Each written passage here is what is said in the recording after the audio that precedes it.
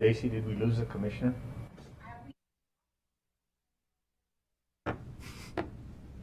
Commissioner Goldthorpe, you're losing control already. That's right. You cracked the whip. Stacy has purposely hidden my gavel. Well, Commissioner Goldthorpe, it is a 11:15. All right. Thanks, Bruce. Welcome, everyone. How many folks do we have on the Zoom this week? We have 14.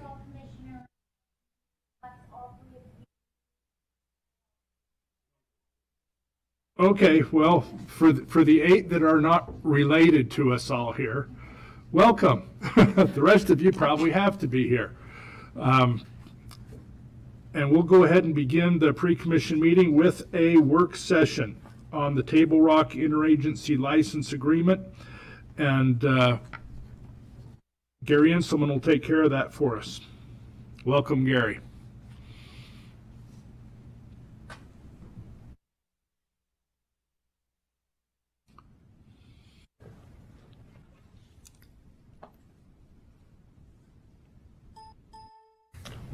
President Goldthorpe, Commissioner Steve Price will start out the presentation and then I'll conclude. Good morning, Commissioners. Steve Price, ACHC General Counsel, here to do a workshop today on the little background for our new commissioners on the Interagency License Agreement for the Table Rock Road Gate. This has been something that's been going a long time. The reason why I'm kind of tag teaming today with Gary is I had a lot of the early history with the development of the license agreement, and I'm going to provide the background, and then Gary will go forward with really the salient points that are within the agreement and the direction we're going. This all started approximately in the fall of 2018. Boise City reached out to ACHD seeking authorization to gate Table Rock. Boise City and the Ada County Sheriff's Office had received numerous complaints of lots of illegal activity and vandalism up at Table Rock during all hours of the day, but mostly at nighttime. And it turned into quite a problem for them, and so they're trying to find different options on how to deal with. We're not sharing. Oh. Sorry.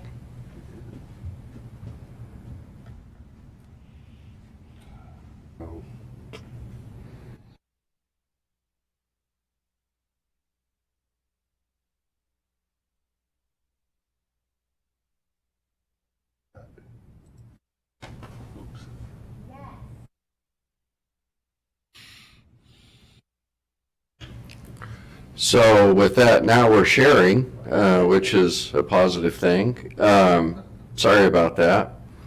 But after the fall of 2018, I informed the Boise City Attorney's Office that there's an Idaho Code provision 40-2319 that prohibits the gating or otherwise obstructing an open public right-of-way, which is what Table Rock Road is. In December 2018, I had proposed to the city attorney to go and amend the law to allow an exception for the circumstance up at Table Rock. We didn't hear anything from Boise City until the summer of 2019, and we had proposed the idea that maybe they could enter an order closing Table Rock Road based upon their police powers for public health and safety. In August of 2019, we, ACHD and the city, discussed potential options for gating Table Rock Road. In October 2019, the city adopted a resolution gating Table Rock Road based upon ongoing public health and safety concerns in the area. In March of 2020, Boise City explored the location and design issues with gating Table Rock Road. And we also discussed the license agreement for the placement of the gate within the public right-of-way. In April of 2020, Boise City requested a draft license agreement. We have a similar license agreement which is up at Altavia. This is the area up in the mesa that we had a bunch of homes slide off the hill. And so we had provided them that copy of the license agreement as an example. In April 2020, Boise City started developing an RFQ for the design of the gate. In July of 2020, Boise City sent us their first draft of the license agreement for our consideration. In July 21st, we informed Boise City that we wouldn't provide any license agreement, any comment, until we had a chance to review the design, gate, location, and the application for the placement of the turnaround. On April 13th, Boise City provided additional comment revisions to the license agreement. On the same day, we provided proposed changes. And again, we reminded Boise City the need to review the design, location, and turnaround. On September 29th of 2020, Boise City submitted a request for sign review and approval. In October, November, staff and Boise City exchanged information relating to the gate and turnaround design. And on December 9th, staff approved the gate and turnaround design and gate location. And I'll turn it back over to Gary. At that point, Gary's staff had really taken over the issue of the license agreement and the approvals.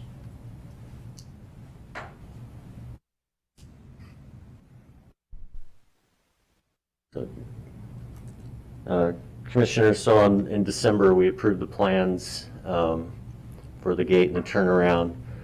This is a view of the Table Rock area and Table Rock Road, and you can see in the upper left the proposed gate location. We zoom in here, this is Table Rock Road and Altavia, and the gate's proposed to go just west of Altavia. And this is from the plans. You can see the little island in the middle where the gate mechanism will be, and the turnaround in the upper left for small vehicles to get there after night when the gate is closed and they don't have authorization to enter. So Steve said in October 2019, the city did adopt resolution 51719. It does provide for limiting unauthorized vehicles to access the Table Rock area during nighttime hours by installing an automated electronic gate. And the city is proposing that the gate will remain open during the daylight hours to allow access to the area, but will close automatically between sunset and sunrise each day.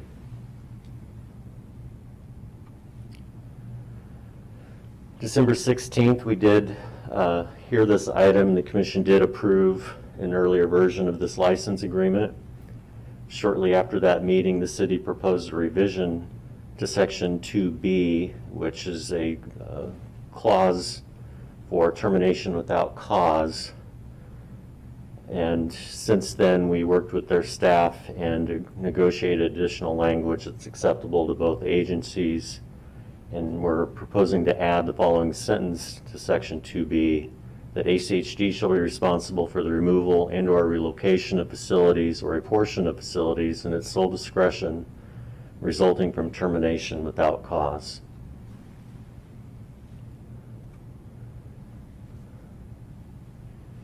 And attached to the license agreement is the full set of the plans for the gate and the turnaround and the markings. And we are recommending the commission approve those as the attached exhibit to the interagency license agreement. Next step, this is on your agenda today on the consent agenda.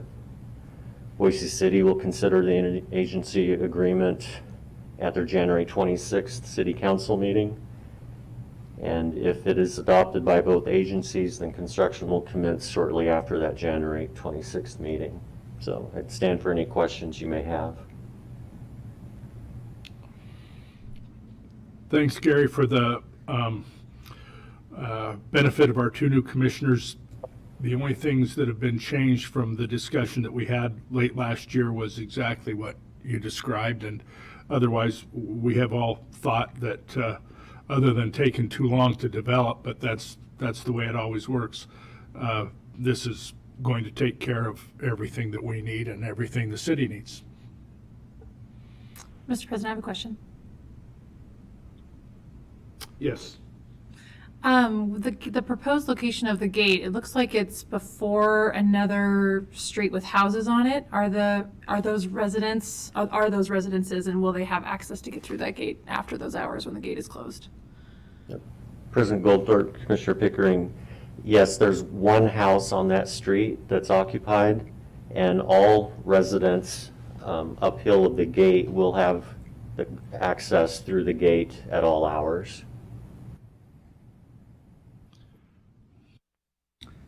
I have a question, Mr. President. Yep. Madam President, I did have longer hair last year. I knew I was going to do that. I really apologize. Mr. President, and Commissioner Pickering, one of the requirements is that all the law enforcement agencies, fire, ACHD, will have 24/7 access beyond the gate. And the location, the reason why they did that before Altavia is that is actually where the slide of all the homes is. And just east of that, most of those homes are falling off the mountain. The fear is if you did it above, east of that, that they would use Altavia as a parking staging area. And so it's important that the gate remain to the east.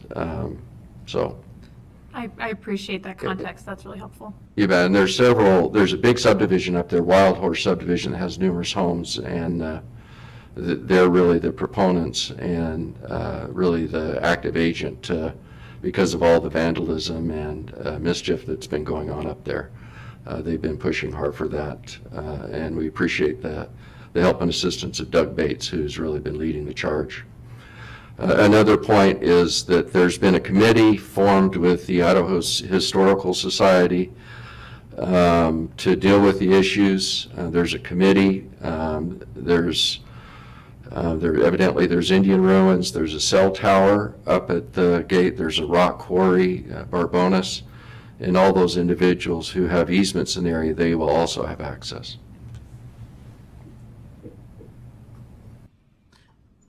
I have one more follow-up question, Mr. President. Yes. And I'm assuming that all of the residents are aware of this gate and the process, and either the city or we got their input and we have their buy-in for that. Mr. President, Commissioner Pickering, yes, they've been very involved. Okay, thank you. Anything else? No, that covers my question as well. Yes, Jim.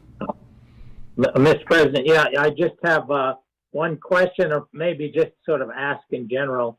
The trip up that happened at the end of last year was the city claimed that it was surprised that we had what we considered a standard termination clause without cause. But you indicated in your timeline that we gave them a draft back in April. Is there something we can do to change so that whenever we're negotiating an agreement like this, the other party can see all of our proposed language, including what we would consider boilerplate, so that this doesn't happen again? That was the unfortunate thing, is this language got negotiated after December rather than early when other parts of the agreement were being negotiated. Mr. President, Commissioner Hanson, that's a fair comment. We typically include that provision. The necessity to have that provision to be able to terminate a license agreement without cause is really so that ACHD can maintain exclusive jurisdiction over its rights of way, and staff most certainly doesn't feel comfortable in negotiating that portion away, and that is why it's a standard provision. They were provided that, and I believe it was in the prior license agreement, but I think it was taken out, and I did not review that as closely as I should have. I was more concerned about the design and turnaround issues, and I did not catch that until I did a final review of the license agreement. But it is something we have in all of our license agreement. I most certainly will make a concerted effort in the future to make sure that we have that language sorted out in advance. I still would have brought that issue before the commission for the reasons that I stated. Thanks. I appreciate that, and I know as we focus on one part of an agreement, we may not focus on another, and it would be helpful, and also to help the city understand all of the aspects of HHC's responsibility, whether it's this city or another city that we discuss with. In the design of this gate, was there discussion? Is there going to be additional ACHD role to install notification at the bottom of the hill so that people don't drive all the way up there after dark, realize that the gate's closed, and then have to turn around and go back? So they know right at the bottom of the hill that there is no access, that the gate's closed except for a resident. Mr. President, Commissioner Hanson, we worked with the city earlier this year for some additional signage at the bottom of the hill already to direct people to the proper trailheads and parking areas to access the Table Rock area. And we'll work with them with the installation of the gate to add signs to notify residents or visitors of the closure from sunrise to sunset. Yeah, that'd be great. It's so helpful when you're driving up Highway 21, when you see, the path is closed. Don't go any further. It's the same issue. People who are planning to go up there may not realize that the gate closes at sunset. As soon as it's closed, they should get notification. Boom. Otherwise, you're going to have people unnecessarily going up there at dusk and turning around. So that anything we can do to help make that happen would be good.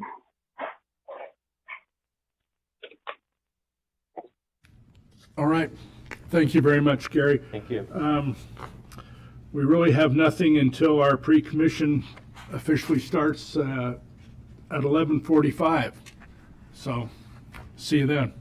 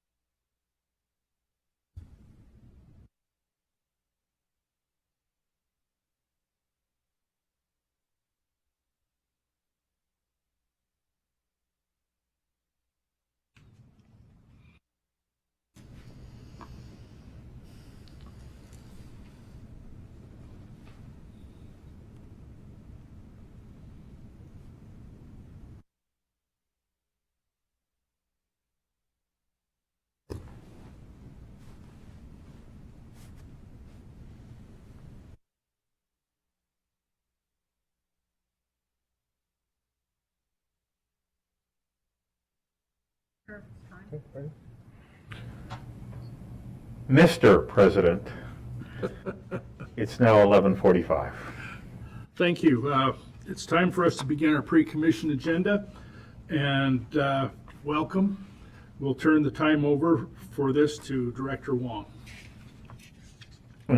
Well, Mr. President, Commissioners, thank you. I have a couple things I'd like to share with you and such. First off, as you all know, last week the Attorney General had a webinar on open meeting laws during the pandemic. Multiple members of our team did participate in that webinar, and I'm very, again, you shouldn't be surprised, but the Ada County Highway District is in full compliance. As a matter of fact, we take extra steps to ensure that there is no issues during our Zoom presentations for open meeting. I also want to let you know that we do have here at ACHD a 500-person capacity when it comes down to Zoom operations, and of course, your commission meetings are also being broadcast on YouTube streaming simultaneously. So we are meeting all the criteria that the Attorney General and his team went through. I do want to update you. I just got an update from one of our team members. Yesterday, I briefed you both on the ITD security breach and such. They continue to review that. It appears it's a little bigger than initially thought. We do have members here that their accounts, email only, may have been compromised. All passwords have been changed. We don't expect any concerns over this, but this did involve the potential of some things within our capital federal aids projects and such. But as of now, our IT team continues to work this, but they're confident that we should have no issues here at the Ada County Highway District. We will support ITD on all requests they have for us when it comes down to moving forward on this. Probably in the somewhat near future, we may be bringing you some items regarding the Carnes lateral in front of you. As you know, this involves Goldenrod and Shamrock Road.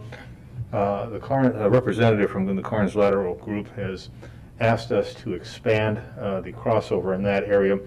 They believe there is an issue with flooding in that. We've done some homework.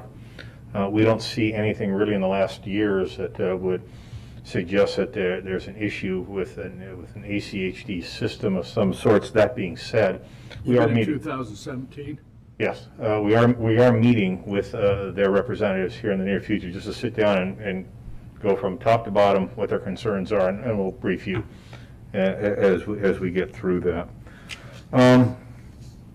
You've seen this. There's another update I'll be sending you here later today, but on COVID-19 vaccinations update.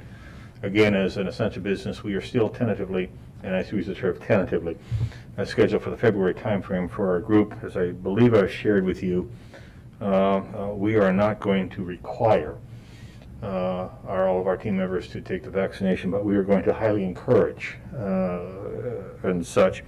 There was a slight change that affected, I think the number is right, about 35 members here at the district, and that's where the governor has accepted recommendations to lower that phase 2 starting in February to 65 years and older will be available for the vaccine. Our HR department is working with St. Al's to see if it's possible to have them do the vaccines here on site, one-stop shopping, which will make it much easier for our team members during the course of normal day operations, and we're working through that. I did let our HR team know that I'm more than happy to allow them to ride in our snowplows on the next event as an incentive if they'd like to do that. And so more on that as it comes on. And again, as you know, we have been declared from initially as an essential business for operations. I have a quick question. Yes, sir. For those of us who are over 65, all dozen or so of us, is there a possibility, since the governor has made that change, for maybe including our spouses at that time? We don't have that information yet. Okay. I know that they're still working the finals on this, but when we interact with the groups, we'll ask the question. Thanks. You bet. As you have been probably well aware on national media and local media, there are security concerns next week from the 17th to the 20th based on the inaugurational issues. I want to assure the Commission that we will take all the appropriate security, preventive security issues starting on Sunday through Thursday and such. We do get presentations, we do get briefings from different agencies, and we'll keep you posted on these operations. That being said, I want to assure all of you that the commission meeting on the 20th next week, we're going to defer that or delay that till probably about 12:45 for your pre-commission, so that we don't interfere with the inauguration for the president. Generally speaking, they start at noon Eastern time, and dependent upon what type of pomps and circumstances, and this will be different and such, I feel that that's probably about the right time, but we'll keep it, we'll ensure that this meeting does not conflict with any of our team members, or you, or anybody else that would like to watch and participate in this inauguration. So we'll keep you posted on that. Thank you. On the, as a heads up, in February, on the consent agenda item, you'll be seeing AT&T's small cell license agreement and such.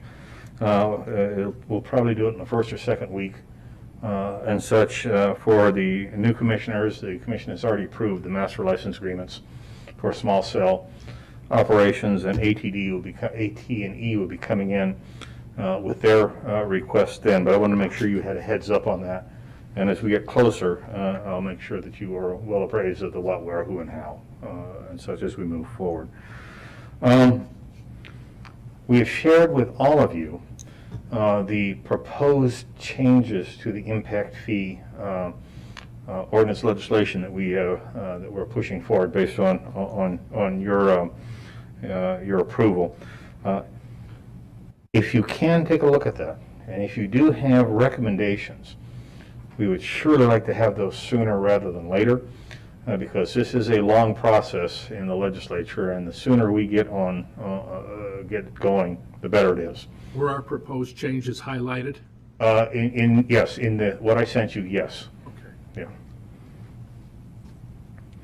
And then finally, as I've always said, you judge an organization not how they react in the good times, but how they react when things go south.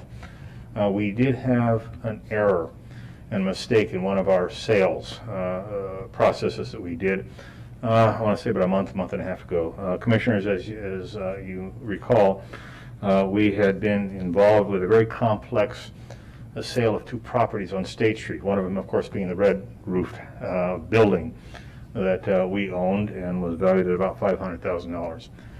We went through all the processes that we should have, except when we missed one step. And we discovered that, our key staffer discovered that, and we immediately took the appropriate corrective actions. We have stopped that sale.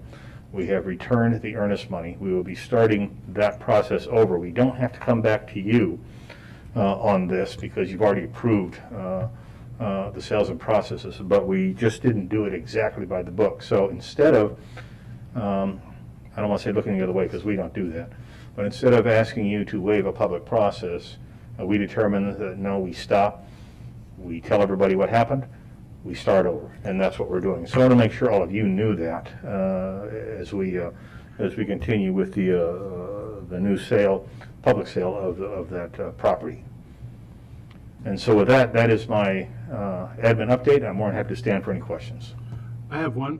Without, I mean, I don't know what the details are, but I do know that we have enough folks watching our every move that when we say we didn't do anything that would require us to go back through the public process, just wondering if you'd give us a little more detail of where we screwed up so that the public will know that we're not in fact trying to pull the wool over anybody's eyes. Fair enough. Steve Price, General Counsel for the record.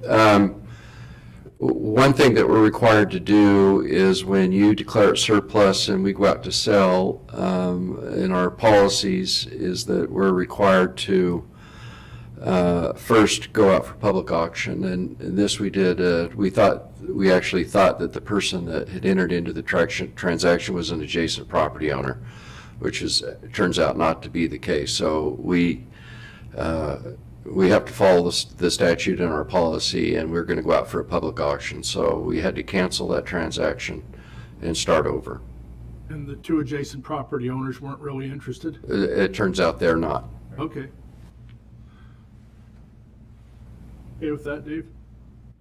Thanks. I do have a question, Mr. President. Okay. And this is going back to the issue of impact fees and the proposed changes. It's my understanding that the proposed changes have to do with the, let's see, impact fees with respect to their use for transit-related facilities, such as, bus stops and turnouts and so on. Is that correct? Madam President, Commissioner McKinney, that is correct. The commission early in the fall directed us to explore the possibility of changing the eligibility for system improvements to include items for public transportation, pull-outs, dedicated bus lanes, as well as pedestrian facilities. Okay. And they would be included in the costs of impact fee eligible projects. And bicycle facilities, excuse me. Thank you. And in considering this question, really the thought that came to my mind, because this was an issue that was discussed and brought up a number of times during the fall, political campaigns prior to the elections. The question of, what restrictions are there currently on the use of impact fees?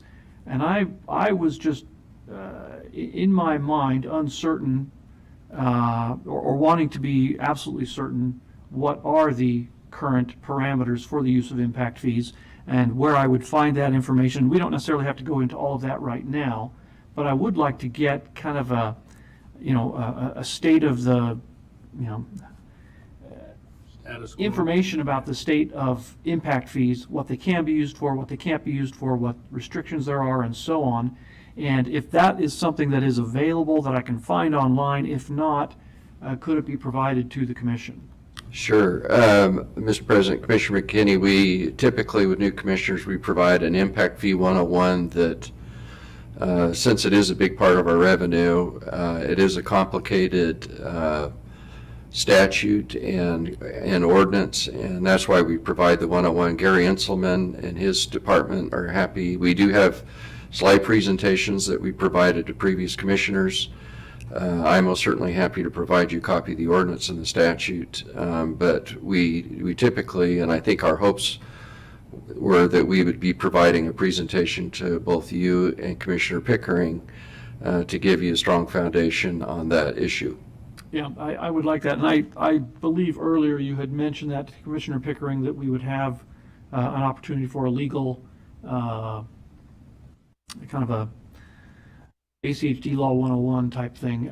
If we included the impact fee rules in that, I would very much appreciate that. Okay, we'll make sure that happens. Mr. President, I have a question. Yes. So, Director Wong, back on the open meeting law webinar that the Attorney General put on, I watched that as well, and I really appreciated, kudos to them for putting that together. I did notice, though, on the advisory committees, specifically on the ADA and occasionally the Pedestrian Advisory Group, sometimes the Zoom link isn't available on those agendas. And for the ADA meeting that was yesterday, I believe, or Monday, that link, I couldn't find it unless I went to the Watchdogs page. So there's multiple agendas on our website occasionally, and sometimes they don't always link to the actual Zoom link. So I would really appreciate if we can have the Zoom links moving on forward on all of the advisory group agendas, so there's not that issue anymore. We'll take care of it. Thank you. All right. We've got, 10 seconds or so?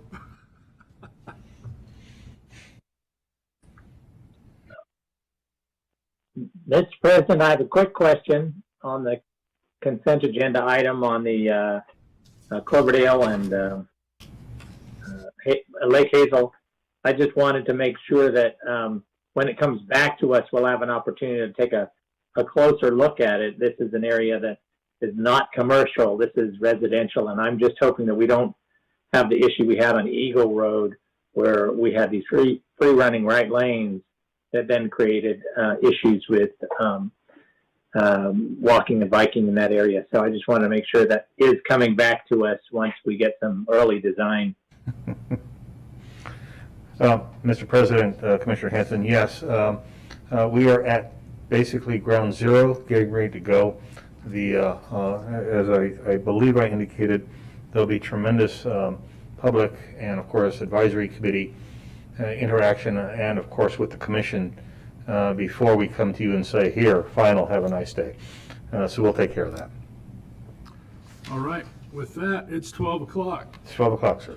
And we will begin our meeting. First of all, welcome to all, 34 of the participants, including our folks, and we will begin our meeting, as is our custom, by reciting the Pledge of Allegiance. If you would join us, please.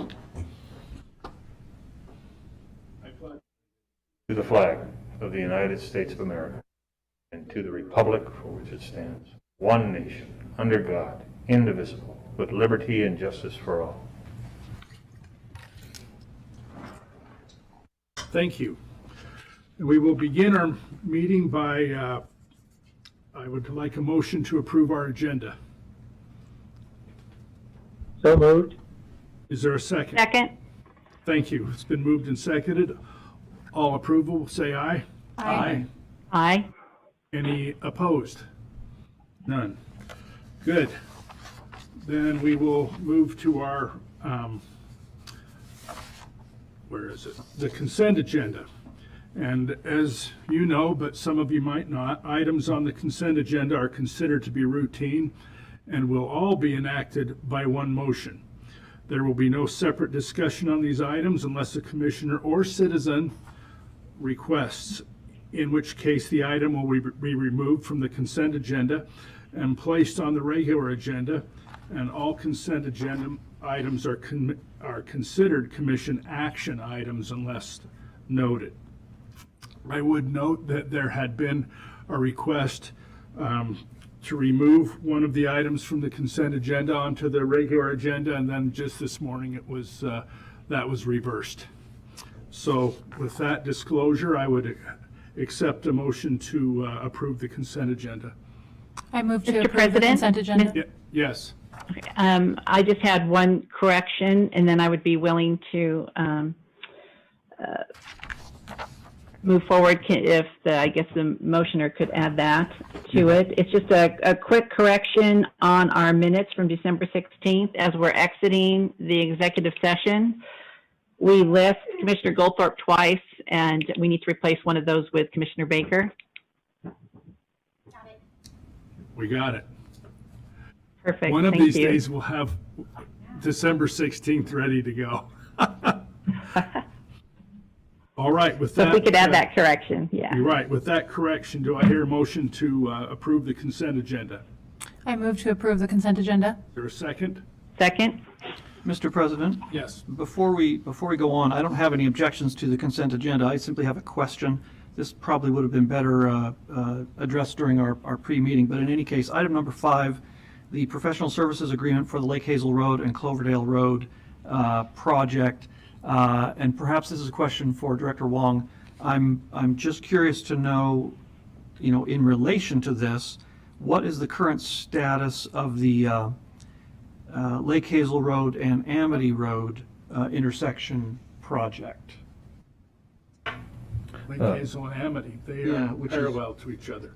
Amity is, this is 1 mile north of the, I'm sorry. That was a bit out last I'm week, sorry, I'm wasn't it? confused. Sorry, Cloverdale Road and Amity, not 1 mile north of Lake Hazel. The Cloverdale and Amity intersection is still currently in an unimproved condition. I'm just curious, that one, I presume it's on the 5-year work plan, and just wanted to confirm what its status is of that project. We got Justin coming up. Mr. President, Commissioner Kinney, I'll introduce Deputy Director of Plans and Projects. Thank you. Mr. President, Commissioner McKinney, yeah, that intersection you mentioned, Amity Road and Cloverdale Road, is in the integrated 5-year work plan. We'll be bringing shortly to you starting that integrated 5-year work plan process where we'll lay out all the projects, their current status, and you'll have an opportunity as a commission to weigh in on timing and prioritization. So it is in there now. Off the top of my head, I don't know the design year. I can get that to you after the meeting. Okay. I'm just curious to know if it's further along in the process than this one that we're dealing with here.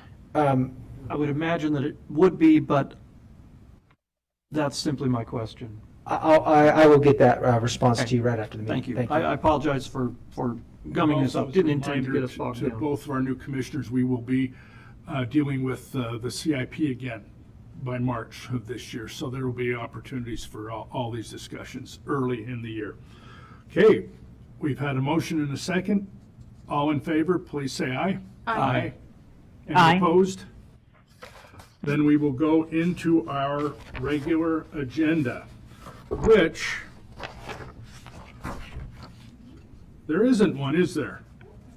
Okay, so we will go from that into public communications. Is there anyone here? I doubt it, but anyone online that has asked to address us during public communications? There is nobody that asked to. I did get a report from staff that design is scheduled for 2023 for your Cloverdale and Amity. Okay. Okay, so it's pretty close to the other one. In that case, then we are adjourned, and we'll go into our post-commission agenda. And we'll go right to our post-commission agenda. We have 2 work sessions and a discussion. And so we'll begin with a presentation by staff of something that's near and dear to my heart, which is the 2021 Neighborhood Pedestrian and Bicycle Plans in my district. Edinson. Good afternoon, Commission. Just opening and sharing my screen at the moment.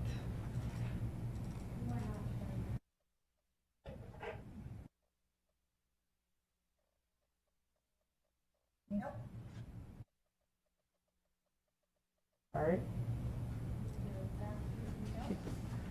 So here. Not yet? Okay.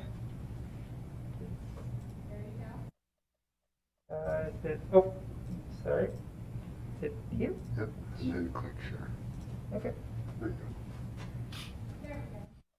Perfect. Thank you very much. Good afternoon, Commissioners. My name is Edinson Bautista, ACHG Senior Transportation Planner.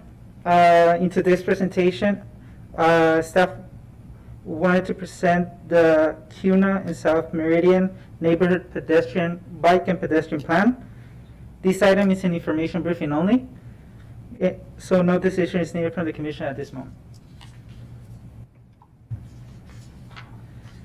The CUNA and South Meridian Neighborhood Plan are our 16th and 17th of the neighborhood plan process. This graph displays ACHD level of completion for the neighborhood plans that have been adopted. The Garden City and North Meridian are the most recent plans, both adopted on September 23rd of 2020. This graph reflects that once these neighborhood plans are adopted, there is an ongoing process of working the projects identified in the plan. As of now, ACHD has completed 287 projects and 145 projects currently programmed in the Integrated 5-Year Work Plan. The CUNA planning area is highlighted in this slide. The light polygon delineates the planning area. The plan generally follows the city area of impact. In this slide, we present the South Meridian planning area, and which follows the city limits south of I-84. The neighborhood plan aimed to achieve the following objectives: identify and map the biking and walking destination as it pertains to the planning area. Through a robust public outreach process, identify the need of connectivity, transit, biking, and walking facilities to gather a general consensus for community recommendations. Develop a plan that communicates existing conditions and needs, as well as convey proposal of projects to both the public and ACHD. Through analysis, technical review, and public outreach, define, prioritize, and rank projects that address the needs identified. Additionally, we will identify existing gaps in the sidewalk and bicycle network. Throughout this process, we aim to brand the neighborhood plan to ensure recognition through the community of these planning efforts and ACHD continued commitment to bike and pedestrian improvements. Through standard neighborhood plan process, public outreach is conducted in 2 different stages. The first, through a student outreach, we work with students in the planning area to identify any concerns or recommendations they have regarding the routes to and from school. And second, through the public involvement meetings, where we work with the public to identify the general needs and recommendations for the planning area. In this slide, we present the project schedule. We kick off the neighborhood planning process with presentation to the bicycle and pedestrian advisory committees during the month of November, and with the project team meetings during the month of December. During spring 2021, we're planning to conduct a public outreach effort as well as a project identification process, and during the summer, we'll conduct a project prioritization and development of the plan. During the fall, we will come in front of the commission with a final draft of the neighborhood plan. Also, we're planning to visit the City of Cuna and Meridian Council, ACHD Commission, and our advisory committees at key points throughout the project.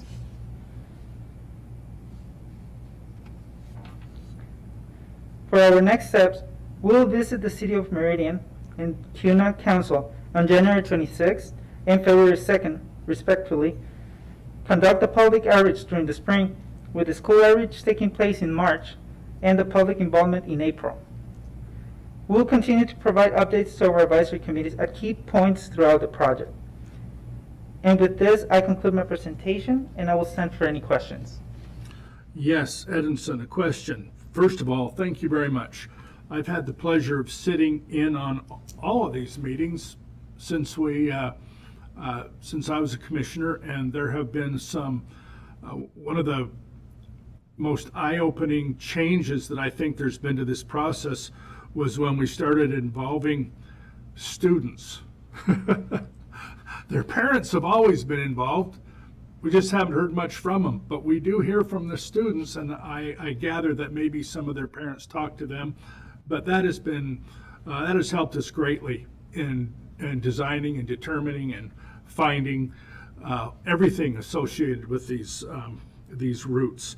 Now, can we make the drafts as we work with them, as long as they're identified as drafts only, available to the public? Yes, Mr. President, we provide to the public the draft plan ahead of bringing in front of the commission. How about at their request, or just so they can go somewhere and click on it to look anytime they want? And I'm thinking we have, there's about 31 people still on the line here, and I don't have the ability right now to tap something to see who they are, because I would be afraid that I'd be shocked or something if I touched the laptop. But I know there are people here that would love to tag our work every once in a while. Yep. Here comes Justin, yes. Just mention the project websites and the ability for people to websites. Okay. That's what we do. So we have project website for each of the neighborhood plan, as well as for CUNA in South Meridian. We will have a project web page that we will provide updates on the project, and we'll have available information regarding the plan through our project website. Excellent, thank you. Any other questions? Mr. President, I have a question. Yes. Hi, Edison. It's so good to see you. Thank you for your presentation. I'm just really curious about the public outreach and specifically, just as Commissioner Goldthorpe was saying about how important schools and children's input is on these plans. How are you planning on being flexible with all things COVID and still being able to capture their input? Mr. President, Commissioner Pickering, thank you. We're exploring different alternatives for the public outreach, taking into account the flexibility with the Zoom accounts available for our classroom, but at the same time, we're looking into making it more flexible through assignments, providing something like assignment approach to this student outreach. That way they have more time to provide further feedback, and also allowing the parents, student kind of helping each other, also providing that the comments that we need for that safety that they need for safe routes to schools. Thank you. I'm thinking if we, because there's really only 2 zip codes involved, we might actually be able to boost some of our information through our Facebook site at a very, very nominal cost. Thank you. Okay, and Jim, Mary, any questions or observations? Yes, I have a questions for Edison, if that's okay. Mary, unless you have some. No, go right ahead. I just was going to make a comment when you're done. Okay. Thanks, Mr. President, and Edison. I really appreciate this. It's a very different to look at the neighborhood planning on this side of the county as opposed to the areas I'm more familiar with, where the neighborhoods are pretty much all built out. They already exist. They also tend to be smaller geographically, and they have neighborhood associations as opposed to just homeowners associations. So a couple things. Are we going to explore with the city perhaps having moving towards sort of smaller geographic areas that are already developed out? They're already basically, nothing more is going to go in there. And distinguish those from those areas that are still going to be developed or may not be developed. We don't know, but basically it's bare land right now. It's farmland. Is there some distinction there? And then how do you engage homeowners and homeowners associations and residents who don't live there yet to advocate for parts of this neighborhood that is going to be part of this plan? So it's a complicated process to sort of think about how this is very different than the neighborhood plans in the older neighborhoods of Meridian and many of the neighborhoods of Boise. Mr. President, Commissioner Hansen. And let me tackle this question by question. So first, regarding the geographic area, we work with the areas identified throughout the cities, like through their comprehensive plan, to divide the neighborhood areas that we study for this neighborhood plan process. So, for example, in the city of Boise, they have identified the neighborhood associations or the location very clearly defined. Well, the city of Boise, city of Meridian, have that north section and south section defined in their comprehensive plan, for example. So that's how we have from the planning perspective, that's how we have defined those neighborhood planning areas for this neighborhood plan process.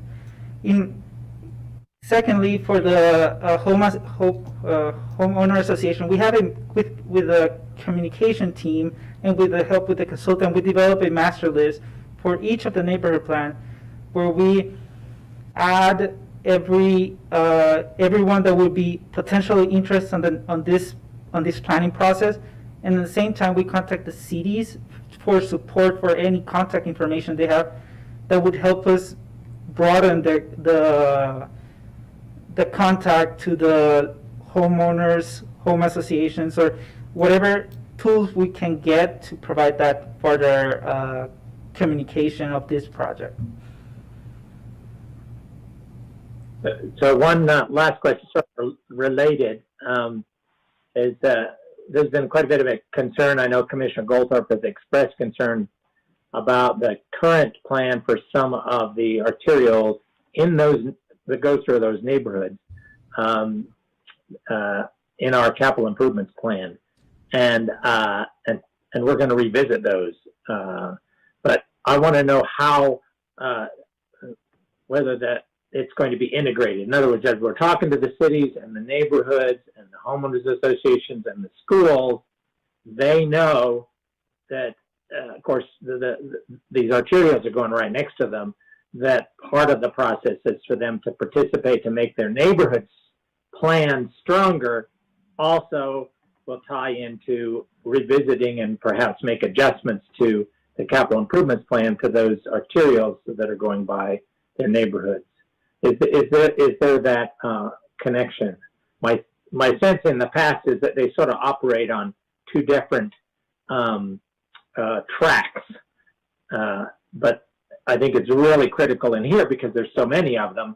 On the Boise side of town, we don't deal with that many big arterials like these that haven't already been built out.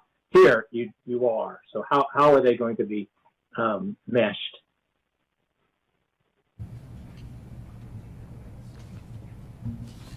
Fountain is coming to Muhammad. Commission President Goldthorpe, Commissioner Hanson, it's a really good question. I think in all of our experience working with the public, when we go out and talk with them, they tell us what's on their mind. It doesn't really matter what the project is, to be honest. So if they raise concerns associated with the arterial network, the width of the arterial network, the planned number of lanes, we will certainly listen to those concerns, and we will bring those back to you as part of the process. Now, the decision-making paradigm, that the commission faces, related to how wide a road is going to be, that typically isn't something that the commission has addressed during a neighborhood plan. It's a much broader question. And I know that Gary Inselman and his team are working with you on that, and there's going to be lots of further discussions about that. So absolutely, we work to coordinate all those comments as best we possibly can, and we will work to bring all of that information back to you when we receive it. Great. Thanks, Justin and Edmondson. I really encourage that because we purport to have a 5-year integrated plan, so we really need to fully integrate the capital improvements portion of that plan with the neighborhood plan so that the neighborhoods feel invited to make comments about something that may not be taking place for several years, where their focus might be on a particular route to school today, but that's going to change if we don't also incorporate how that's going to affect the capital improvements plan. I have one other thing. It's like the thing I asked earlier. It's like there's areas where there aren't any people there yet, but we know that's going to be developed out at some point. How do we then integrate those into the neighborhood plan if we've already sort of moved and adopted it? It's been adopted, and now there's areas. How does that get integrated so the developers know, hey, we've made some decisions about what these neighborhoods are going to look like and how they're going to be connected. So how do we do that? Because the neighborhoods don't exist now. There's no one advocating for them. So any idea how we're going to do this? Yes, so great question. Every neighborhood plan, we look into the existing conditions and the existing needs and needs on the specific planning area. This neighborhood plan it's an iteration process, so it goes through a cycle that we will visit again whenever and identify any new needs that develop over the following years until we come again with every single neighborhood plan again. So this is an iteration process that we will still look into every need that it's in every location, and through development and all those elements, they review those conditions and it's evaluated at a city and ACHD level at development services. They evaluate all those elements and to determine what is needed when the development comes into a specific area. Okay. I take that as we're going to treat those developers as they come forward, make sure that they understand what decisions have been made or the goals that have been set with neighborhood plans. And as opposed to developers in areas where they haven't been developed, the neighborhood plans haven't. And I think our staff has really good memories going forward. When those opportunities present themselves, they will certainly be addressed. Anything else, Jim, or should we go to Mary? No, that's good. Go ahead. Okay. Oh, okay, thank you, Mr. President. Edinson, I just wanted to thank you for your presentation today. I'm really encouraged by the enhanced outreach for the school, and I'm going to be interested to see how that assignment approach works. So I look forward to your next update. And also, I wanted to commend you for the updates that you are doing for all of our advisory committees. I know those are appreciated. I've gotten some good feedback about that. I think it's really important to keep them in the loop as we progress through these projects, because they all have a lot of good insight that I think is beneficial as we move forward on these projects. So thank you for all your efforts there. Good job. And I would say the same thing, and also observe that this is going to be an interesting opportunity, unlike that which we have had in the past, as Jim alluded to, where areas are far more developed out than this, of maybe being able to get the cart and the horse lined up incredibly well, and with the ultimate goal of having it so that, and this is going to be quite a while coming, of having it so folks from CUNA can get all the way into Meridian or wherever they want to go without having to jump into their cars, and to do so safely. And in this relatively underdeveloped area, we're going to have an interesting opportunity to successfully incorporate everything we would like to see in a developed area before it's actually developed. Thank you. Thank you, Edinson. Thank you, Mr. President. We'll go into item number 2, our second work session, which is something that's, as Ryan will undoubtedly mention, something relatively new to us as we're developing bike and pedestrian performance measures. We'll be talking about where we are in the process now.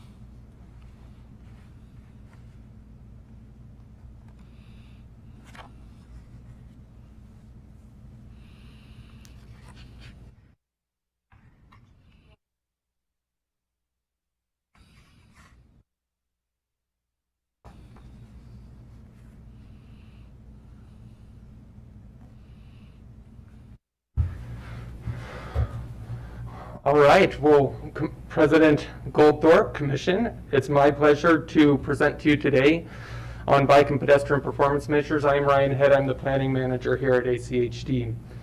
Really, we're here at your request. Back with the adoption of the CIP, the Commission directed staff to develop a plan and how we will work with our advisory committees on developing a bike and pedestrian performance measure similar to a level of service for roadways, something along those lines. So today I'll present to you our plan of attack on this and how we will address this process. Really, as we begin, we have some key questions, right, that we will want to work through with our advisory committees and with you all on how to answer these. The first is really, what are we intending to measure? Obviously, for roads, we measure a capacity comfort level there. It may not be the same conversation with pedestrian and bike facilities, and so we're going to talk about this further with the advisory committees and work through this process. Ultimately, we're really looking at probably something more along the lines of a facility appropriateness that takes into account the safety, the quality, the comfort of the facility, and discusses how appropriate that facility type is for that condition and the conditions of that roadway. We also want to be able to measure it, and we want to make sure we have the data to do it. So there's lots of tools out there that you could use. We know the Commission mentioned specifically the Florida model. We've looked at that. There's some pros and cons to that, and we'll really be looking at a variety of different sources through this process to make sure we find one that really works for ACHD and that we have the data available to do it. And then lastly, ultimately, we don't want to develop a performance measure for metrics' sake, right? We don't just want to have a number or something assigned there. We want to make sure it's implementable. And so we'll be looking at how do we bring that into everyday practice and operationalize that. So this is our plan of attack. We're really right now just finalizing our startup phase. We've developed kind of an overview of how we're going to do this. We have selected a consultant, Alta Planning and Design, who's a nationally, really internationally recognized planning firm who focuses on bike and pedestrian facilities. We're excited to bring them on board. Actually, I believe Alta was really one of the first ones to help us develop our bike master plan a good 14 years ago. So they've set a good groundwork in the past. We're here to just confirm that we're on the right track with you and make sure that this is the process you want us to go through. Starting in the next couple of weeks, we will be really kicking off work with our advisory committees, meeting with them, working to establish the purpose and need of this process, reviewing alternative approaches next month, and then ultimately getting a recommendation for them on what is the practice that they would recommend we move forward with. And we'll bring that and staff's recommendation to you in March. We have in March we'll bring you kind of the initial findings, and through March and April we hope to finalize this process, with the rest of the year being dedicated to building the tools out so that it really becomes operational. We are working with a wide array of staff from throughout the district, really emphasizing those who this would impact the most and who has the capacity to really bring it into operational practice. Ultimately, our intent with the advisory committees is to listen to what's the intent, what are the things that we should be looking for and measuring in order to determine how a pedestrian facility or bike facility is operating. We will review with them a variety of different alternatives and different metrics so that they can see the pros and cons of each of these, and we're going to test those and present to them how those would look for different facility types. We'll use some current examples that we've recently done and be able to review and make sure that that's lining up with what people are thinking of how a particular facility is operating. We do have a number of meetings scheduled over the next few months. We will be working with each of the committees. We have a subcommittee from the PAG and BAC, and we'll work with the full ADA committee before we come back to you again in March. Really, that's all working towards March 17th when we'll bring back initial results. Really, today is just a high-level introduction. Want to make sure that we have the right, we're doing this in the way that you would like us to in order to move forward. With that, I'll stand for any questions.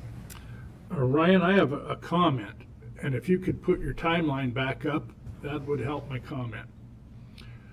I would love for all of you to take a look at the timeline for this and compare it to the timeline for many of the other things that we attempt to do in this agency. This is wonderful. This is just phenomenally quick. We are being very attentive to what is desired.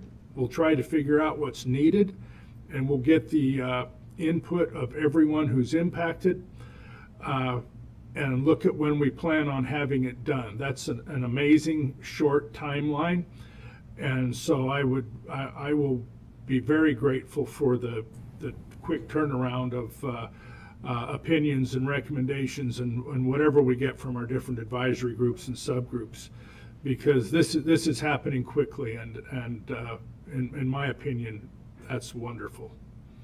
Any other comments or questions? Mr. President? Yes. I just have an additional comment. one of the questions that's been asked by, both residents of the area and others related to bicycle level of service and so on. And I have heard, conflicting views of the value of that. So I look forward to, in your report to the commission, I guess we're looking at March or April, I look forward to hearing from you the pros and cons of the different modes of analyzing and rating and evaluating bicycle and pedestrian facilities. So I look forward to that, and I appreciate this. Mr. President, I have Yes. a couple questions. Thank you, Ryan, for this presentation. As somebody that was on the PAG that advocated for this, I really, really appreciate this. This is really exciting, and I love the timeline, just to echo Commissioner Goldthorpe's thoughts. I'm also really excited about Alta Planning. I've worked with them a lot. I think that's a great choice. And I really applaud you in really centering the input and guidance with the advisory committees. I think they're going to be a wealth of resources and knowledge and really be able to answer a lot of questions that we might have and help us make better decisions.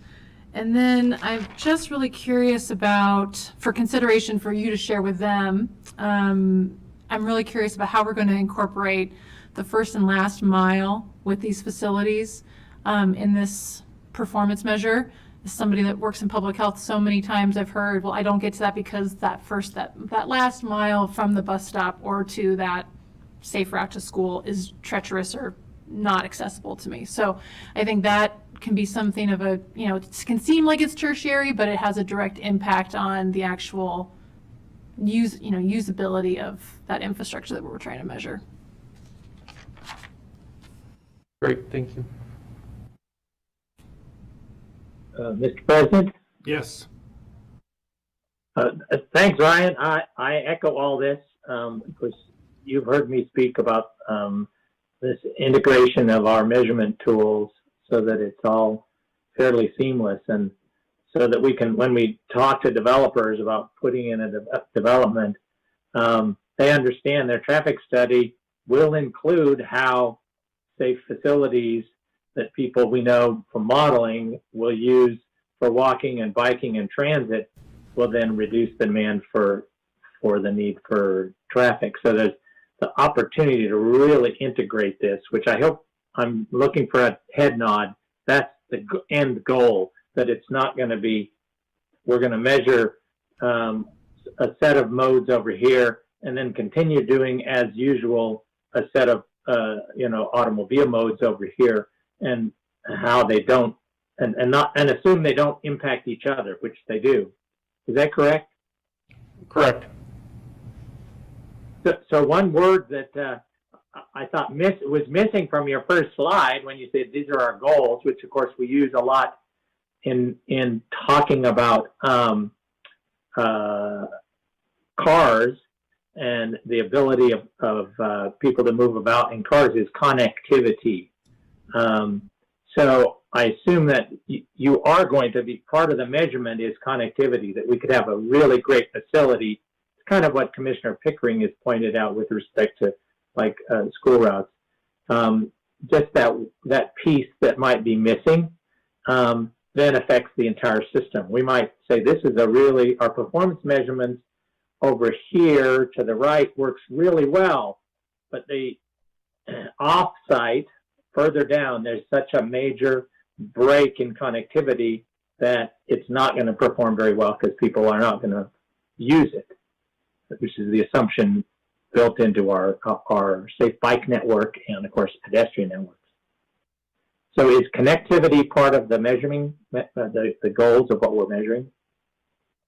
Mr. President, Commissioner Hansen, really there's a lot of different ways these tools are used. They're used at the system-wide level, they're used at the project level, they're used at, kind of a variety of different ways to look at them. We'll be looking at all of those different types of options to make sure that we're recommending something that's useful in the different types of activities that ACHD does. So when we're looking at a project, that may be a little bit different in how we address it than it is when we look at the system as a whole. So we'll make sure to take that into account and ensure that we're looking at that. You would imagine something would be a lower system quality when you have gaps in the sidewalk. That would just be a key, right? Yeah. So, yes. That's great. I just want to describe, that when we did the Pierce Park, we started moving that, and there's many other examples. There's a bus stop on the south side. There was, I think, a suggestion at some point in the planning process that because the bus stop locations, we wanted to consider pedestrian activated signals so people could cross over, catch their bus in time. But we decided not to do that because of the impact it would have on level of service of cars going down State Street out of the normal cycle, which they're, queued to cycle to. But what we didn't do is we didn't have a tool to measure that and say, well, how would that deteriorate the quality of walking and transit use because they couldn't safely get across the road in time to catch the bus or disembark. So it's that kind of thing that I'm again looking for a head nod. So that's a tougher call because it's like, okay, we have to balance that. But at least on the one hand, we'll have some sort of measurement in order to say, no, we're still going to side with the cars, but at least we know what that impact is going to be to people using transit. Mr. President, Commissioner Hanson, our goal is always as staff to develop the best projects, and we want to ensure that those meet the needs of all users. And so this will be our intent is that this will be a tool that we can use in that process. Good. So that'd be valuable. And then sort of say, okay, these are the choices we made. When you come to the commission, this is why we didn't put this. And then the commission could say, hey, you know what? It's a close call, and we would actually like to tip it this way or tip it that way because of land use, or maybe the city would ask for that because of their investments or something like that. There's a network of pathways that are not part of ACHD, and there's quite a bit of discussion going on in Meridian and in Boise with canal companies and other private entities about connecting on their pathways. And so obviously that's part of a low stress network, could be part of a network. And so when we're measuring and looking for measurement of a system, the performance of a system for people who are not using cars, is that going to be incorporated? So is that part of it, even though it's not part of ACHD's right away? Mr. President, Commissioner Hanson, I'll tell you this, and maybe this can help see how we look at that. In our annual report, which you'll hear next week, we have built into our analysis the pathway network, the micropaths, those types of things, so that we can, when we say that the access to a grocery store, to those types of things, is within this distance for people walking, that it includes those because someone who's walking is going to use those types of facilities. So we in our analysis, yes, we are taking those types of things into account. I'm not exactly sure how it'll be built into this. Obviously, those are things that we have to work through in the next couple months. Great. Last question is, because Compass does so much modeling in all modes of transportation, they have these lots of tools. And Valley Regional Transit also does modeling for where they do their enhanced services, their best-in-class bus services, and so forth. What's the role for Compass and VRT to work with our consultant and our staff in developing these performance measures? Mr. President, Commissioner Hanson, we'll look at that. Ultimately, we've been working with the advisor. Our intent was to work with our advisory committees. That was the direction we had from you all, is to work with our advisory committees. We work closely with those agencies regularly. We meet with them often, and we'll make sure that they're up to speed on the efforts that we're going through, and can share any of our end products and results through this process. Mr. President. Thanks. I think that would probably save us some resources, because I think they've already done quite a bit of modeling that might be valuable, but also probably already knows that. Okay. Thank you. Alexis? I think potentially, Commissioner Hanson, a solution to that, since the advisory committees are open to the public and Compass representatives regularly attend those meetings, I think really leaning heavily on those meetings to say, hey, public is welcome, please come, be a part of this process, and extend that and have that be part of the discussion with the advisory committees would be really beneficial to the entire group. Yeah, Mr. President, Commissioner Pickering, we also sit on the active transportation work group at Compass, and can seek to present on this topic as well over the next couple months. And I just have one follow-up comment I forgot to mention. So I love that you mentioned the Florida model. I'm not familiar with it, but if there is any, or if there are any other models that other counties or municipalities are using to measure things like this, it'd be really helpful to know what those models are. I'm sure you'll share that with the advisory committees, but to know at the end, hey, we've used this as a guide that was in a similar geographical or population-based area. That would be helpful to me as well. Perfect. Mr. President, Yes. I just want to say thank you to Ryan. Ryan, this is exactly what we were looking for. Great job. Look forward to the next update. And kudos to you and your team once again. Thank you. Thank you. One last comment by me, and that has to do with the length of time that it came for me to get up to speed to where I was comfortable in my own skin talking about some of this particular type of process and the reasons that it might be important to incorporate. And I'll relate that back to what Commissioner McKinney just said, where he is, in his own mind, he just honestly expressed what he needs to know to be able to make honest and accurate and good decisions about this. So in my particular situation, I reached out to you, and I mean the 29 participants that we have here and many more, to find out what I thought I needed to know to make good decisions. I would probably appreciate, and Commissioner McKinney might, if you would, some of you anyway, would approach him, not to tell him what to do, but to help him to understand possibly what needs are and why, and then let him make up his own mind. None of us ever appreciate being told what to do here. So with that in mind, and I hope that's okay with you. Mr. President?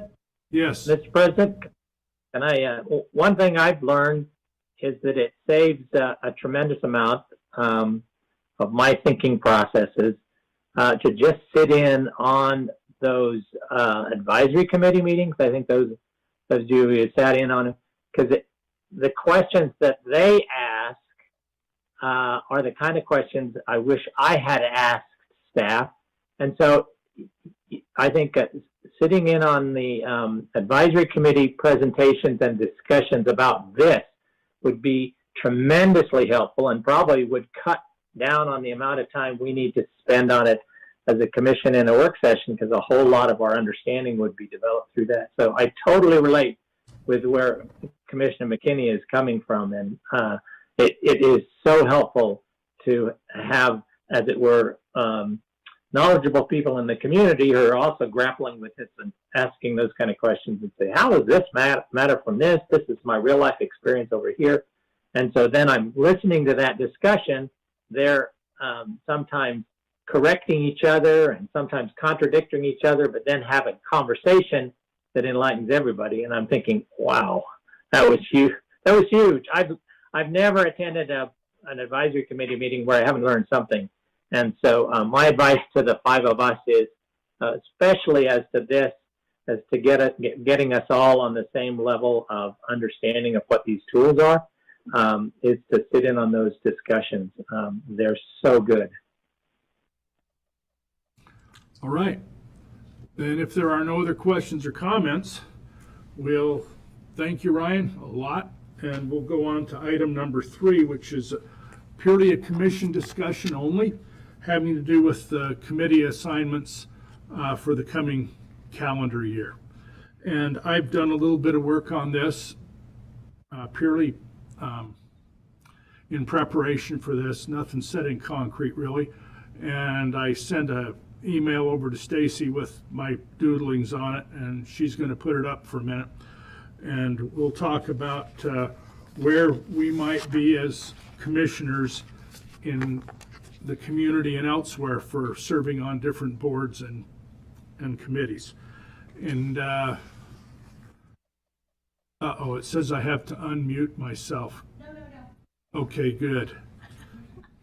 I prefer sometimes for the computer to mute me. Anyway, we can't see it all. Stacy, I mean, well, okay, everybody can see it but me. Oh, just zoom in a little bit, Stacy. Yeah, or you can. Okay, I'll X out. I just remember I was told not to mess with the laptop, and I've been married for 45 years and I've been trained. So anyway, here we go. And as you can see, I've decided that I would be happy or willing to back out of the Compass Board, and have asked Commissioner McKinney to be on there. As you'll see, for the ADA Advisory Committee and the Valley Regional Transit, I've asked Commissioner Pickering to serve there, and you'll see where you've been asked and what alternates I've asked you to serve as. I've never served personally on the Downtown Boise Association, so I would hope that my putting my name there won't create any concern on their part. Anyway, there has been discussion about the Compass Board Executive Committee position, and I understand that both Commissioner May and Commissioner Hanson are indicating very strong desires to serve there. I want to tell you all about 2 conversations that I've had in the last year, so that you'll understand kind of the where I'm going with this. When we elected our commission president last year, I had indicated to Commissioner May that it was certainly my intention to have her stay on the Compass Board. Later on in the year, as things were winding around, Commissioner Hanson came to me, and he indicated also that he would like to be on the Compass Board as well as on the Executive Board, and gave to me some rather interesting and makes sense in a way reasoning that he would like to do that because of his senior position on our commission, which, as you know, really means nothing, but it was part of the discussion. So if Commissioner May and Commissioner Hanson could speak for just a minute about what they would like their service to be on the Compass Board, then we'll have a little more discussion about it. Well, Mr. President, I was nominated and duly elected to be the Secretary Treasurer, which is a position on the Compass Executive Board. This slate was presented in December at their annual meeting per their bylaws and established protocol. The motion to accept the slate was made by Councilwoman Holly Woodings, seconded by Commissioner Dale, and it was voted on and adopted unanimously by the entire Compass membership. So, and that's Ada County, ACHD, Canyon, County, Canyon Highway, Boise, Caldwell, Eagle, Garden City, Greenleaf, Cuna, Melba, Meridian, Middleton, Nampa, Notice, Parma, Star, Wilder, and Golden Gate Highway District. There were no other nominations to serve in an officer position. They definitely have a process for that. No one followed through on that. So I have to say I was a little surprised to get a phone call asking me to relinquish this position that I was duly elected to serve on. So I have every intention of fulfilling that. And you were part of that meeting in December and voted unanimously as well for that slate. So I think, you know, Commissioner Hansen is going to be on the Compass Board. He will definitely have input and a vote there, but I'm not willing to step down and thumb my nose at Compass and decline this elected position.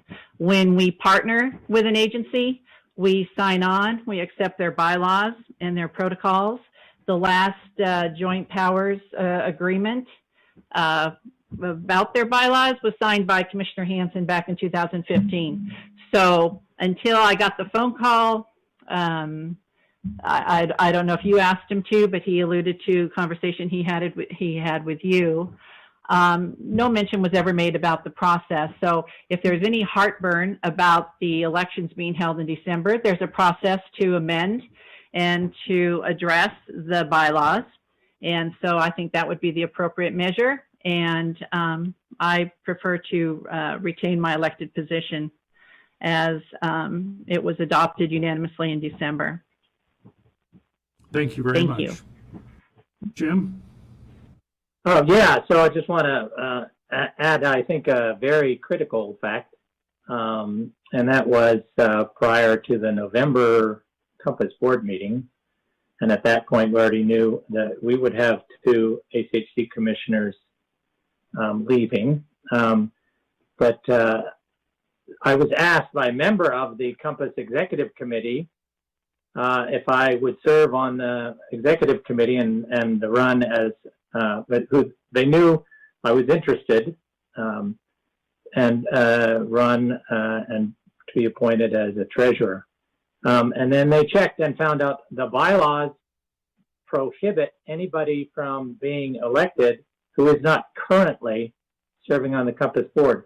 So even if there was unanimous agreement that they would like me to serve as the treasurer, I was not qualified because the Compass, the pool of folks who are qualified could only be those who are on the outgoing board, the board of 2020, even though some of those board members are no longer on the board.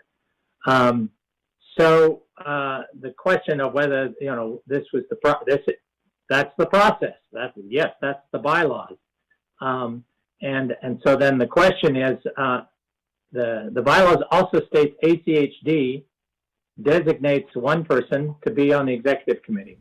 The executive committee meets monthly. The Compass Board meets every other month. And I served on the Compass Board and then was removed by previous commissioners. So the opportunity to serve back on the Compass Board is there. It's unfortunate, you know, we obviously hadn't made any decisions, but Compass, the way their rules operate, and sadly, they operate to basically say, we will decide who serves on behalf of ACHC. We can make that selection. And as long as that person stays on the board, that person, so it basically has made that decision for us. So then the question is, and it puts us in an extraordinarily difficult position because Commissioners McKinney and Pickering were not on the board in November. We're not on this board in November. As you can see, I would very much like to concentrate my energies and focus on Compass. I'm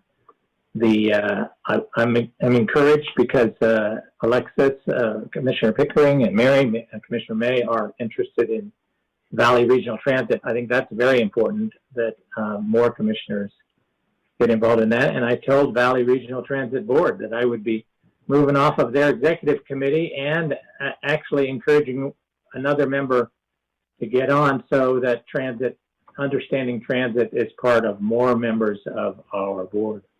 Those are the two that take up probably the most time of all those appointments. And so as you see, there's only one place where my name is on there representing HHC, and that's on the Compass board. And I would ask that I be designated as the member of the executive committee. I'm not interested in an officer. I just want to be on the executive committee. I think that's critical. The agenda is set there. The initial discussions are set there. The Compass board is so large that a lot of times it's very difficult to have discussions that have already taken place at the executive committee. And so I think it's real important. One thing that Compass does that is so vital for us in the long term, it basically says these are the consequences of the plan.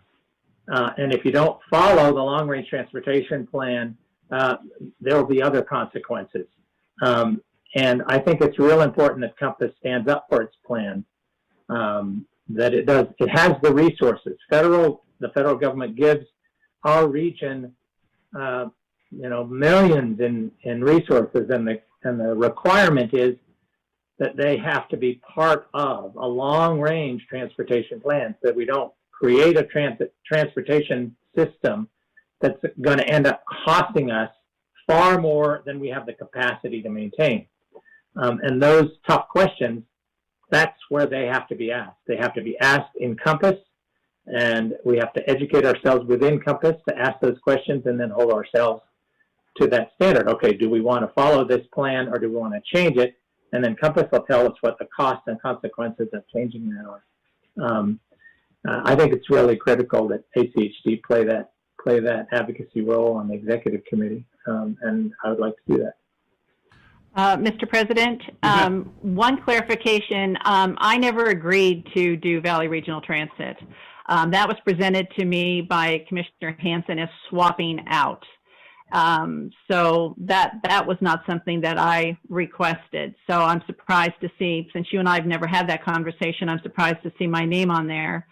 No, that was just because of the fact of where you live and the fact that there's more of an emphasis for transit right now in your district than there is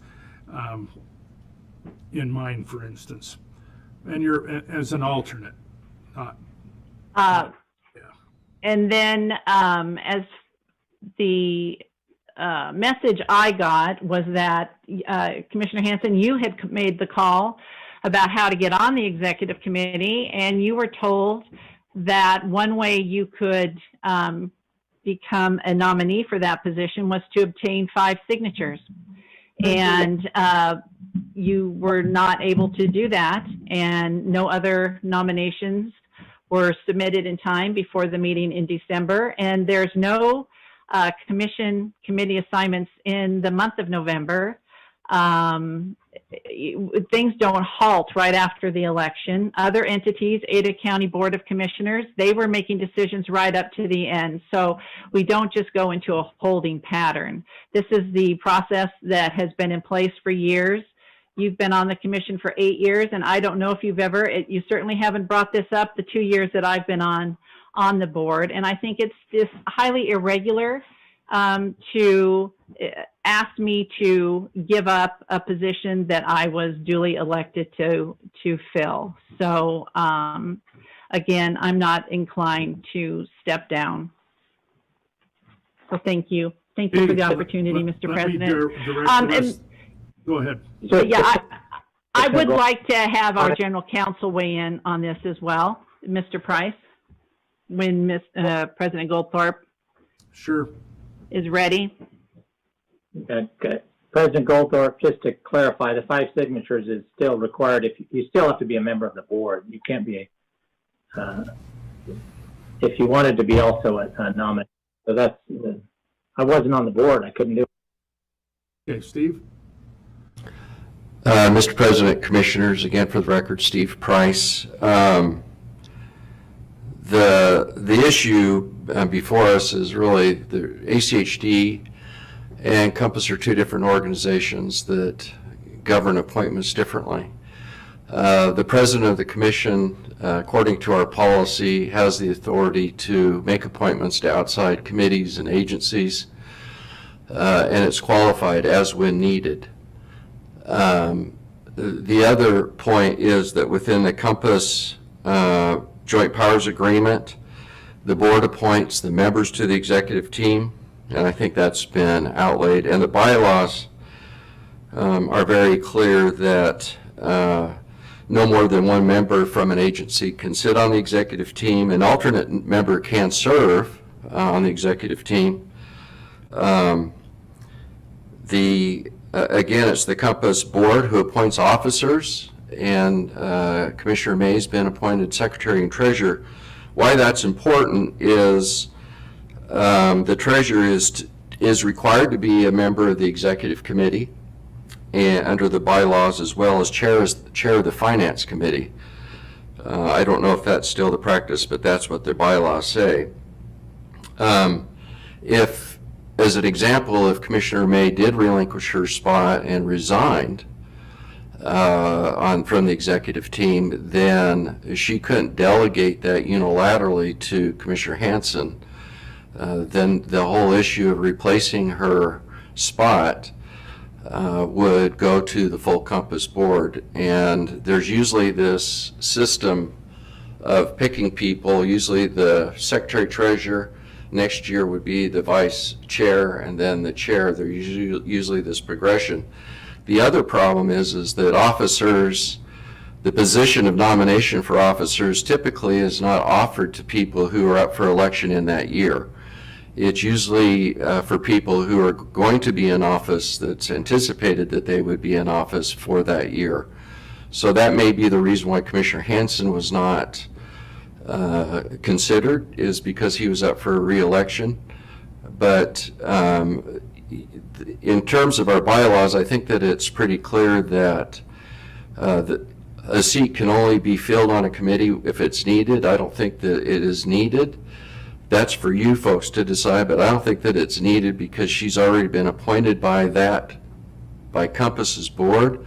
She's been properly, in accordance with their bylaws, she's been nominated and voted in, and she holds those positions that the bylaws require, and that is she was appointed as secretary and treasurer, and as an officer, she's required to be a member of the executive team. The bylaws only allow one per agency, so she fills ACHD slot, and she's also has to be the chair of the finance committee. And so, and if she did relinquish her spot, she would have to forego being the secretary treasurer, a member of the executive team, and a member of the finance committee, which are, by the way, very, very important for ACHD to have our representation on those committees and in those positions, especially with the time frame that she potentially could be vice chair and chair of Compass in the future. It's very important for us. I think that the representation of our membership should be discussed by the commission on issues, Compass issues that come, and the whole board of commissioners here should discuss Compass issues and decide how they should be voted on. And so one thing that can happen, and that is that a designated alternate could be appointed to the executive committee, which you don't have reflected on your proposed appointments. Didn't know there could be an alternate for that one. Thank you. Just for a moment, I'm going to express some things that probably some of us are not going to like to hear. The last designated individual on the Compass Executive Committee was there forever. And so no one else essentially on the commission for quite some number of years had an opportunity to serve there. I think that was wrong. When I was president of this commission the last time, I didn't really know any better. And so I allowed that to continue, as I wasn't interested in being on Compass. I can't speak for anyone else. The concept of ascension, as far as into different officers of an organization, to me is ridiculous. I was a part of an organization once that had that, and I refused to be a part of it when I was supposed to be ascended to another position, and insisted that they have an election and discussion. I wish other organizations felt that way, but they don't. I have some negative opinions about one organization telling us how we have to do our job. And I think most of you here who know me would not be surprised to hear me say that. I understand now better than I did what the importance is of that elected office filled by our designated member of the executive committee. The rock and a hard spot that I have found myself in with regards to this, I think is obvious to everyone. But I would ask something of Mary, because all of us now know how important Jim thinks our opinions are to be made to compass. I have sat on that board for a year. I didn't necessarily feel my opinion was worth much.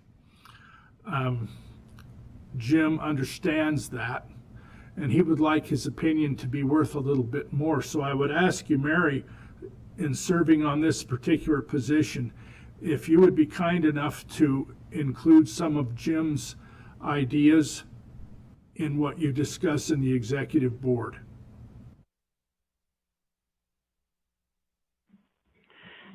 President Goldthorpe, I think that over the past year, and probably even the 2 years I've been on the commission, and I think you all saw that during my tenure as president, that I am a big advocate of everybody being heard. And, I don't think I have ever stood in the way or cut anybody off and not given them the opportunity to speak. And so, that's just, I would have no objection to sitting down and talking with Jim and hearing him out. I know he's got great ideas, and we've even talked about that, how we ended up being the unlikely friendship out of this, because our very first day, he walked over to me and basically said, don't believe everything you hear, and, we can agree to disagree. And I think, we've proven that tenet in our 2 years of working together as colleagues. So I don't think there's any reason to think that I would not be open to hearing what Commissioner Hansen has to say. No, I was just asking. Yeah. I understand that about. No, I appreciate that, President Goldthorpe. Okay. But yeah. And I think there's enough of us here who have been around long enough to understand why Jim was invited not to participate in Compass, even though that was one of his most dear desires.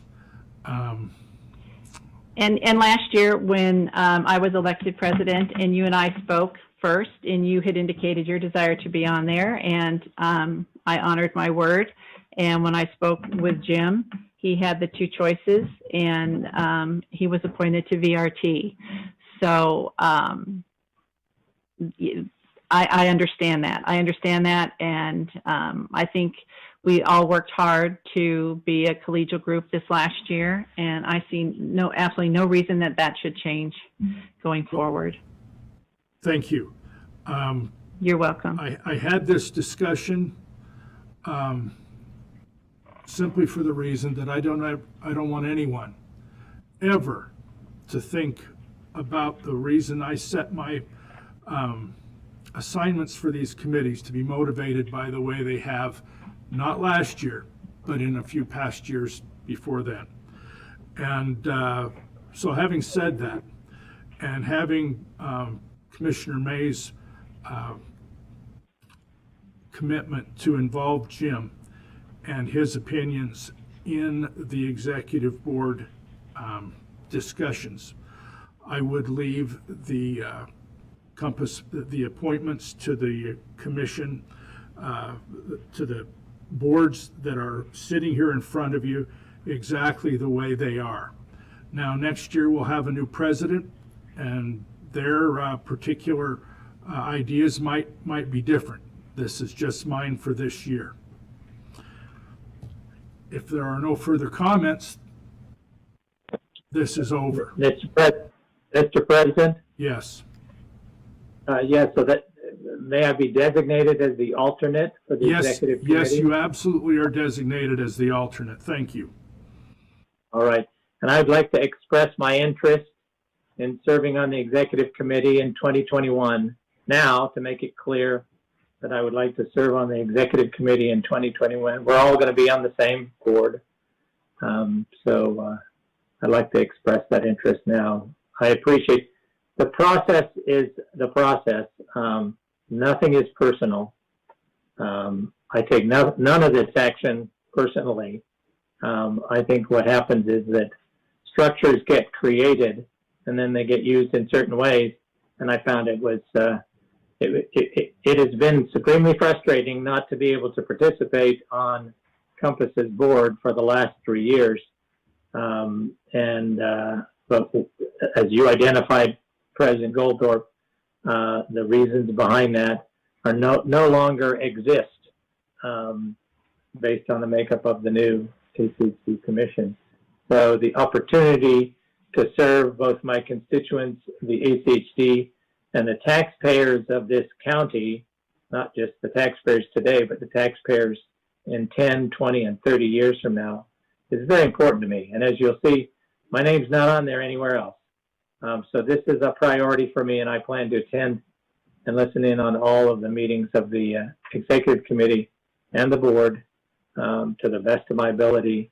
And I support Mary in her service, and I hope that we can agree in the kind of issues we ought to be raising in Compass and challenging because we understand transportation perhaps better than any of our colleagues, and the cost of decisions to taxpayers in the future if we don't deal with them on the front end and are honest to the taxpayers. This is what it's going to cost to maintain a system, both a transportation system, but also the incentivized development that happens when that transportation system is built out. We have on it. Go, yeah. no, go ahead. Sorry, I didn't mean to interrupt. And I like to raise those. That's what I was attempting to raise when I served on the committee before, on the board, Compass board before, and that will be my intent going forward. I just wanted to reiterate too, I don't think all decisions are just made at the executive committee. Those topics do go into the broader committee, and that's an opportunity for you and Commissioner McKinney and all the other members of Compass to have their thoughts and ideas heard, and that's when the final votes take place. So I think you will have an opportunity there. And then if you have some concerns about the process, Commissioner Hansen, there is a protocol to follow as far as amending the bylaws, and that might be something that you might want to look into as well.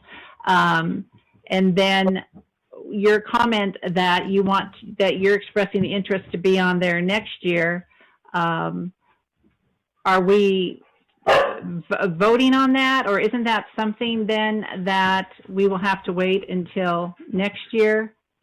You've expressed your interest. We've all heard that, and it's been noted. But I don't think we can make a final decision this year for next year. As you can well imagine from listening to what I've already said, I would have absolutely no problem shifting these particular positions around.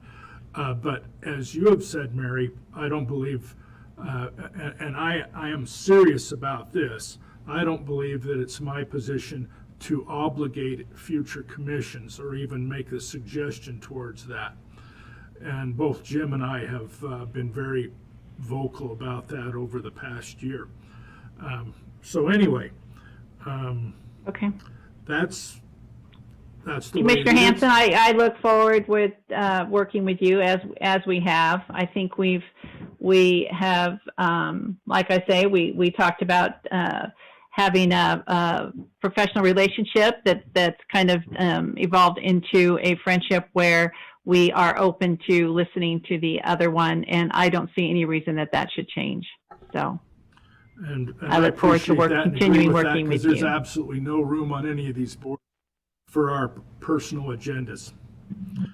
All right. And I think we've come a long way. Thank you. If there isn't anything else, we're adjourned. Oh, thank you. Thank you. Oh. Commissioner Goldthorpe, I just wanted to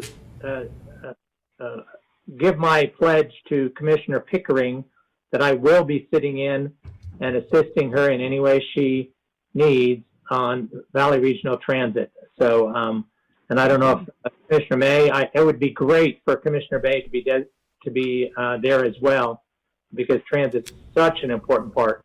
But because I've had the opportunity to serve on that for a long time, I will plan to and just take advantage of any advice or counsel I'd be happy to provide. Very good. Look forward to working with everybody. I think we can all learn from one another. And Jim, look forward to continue working with you. Thank you.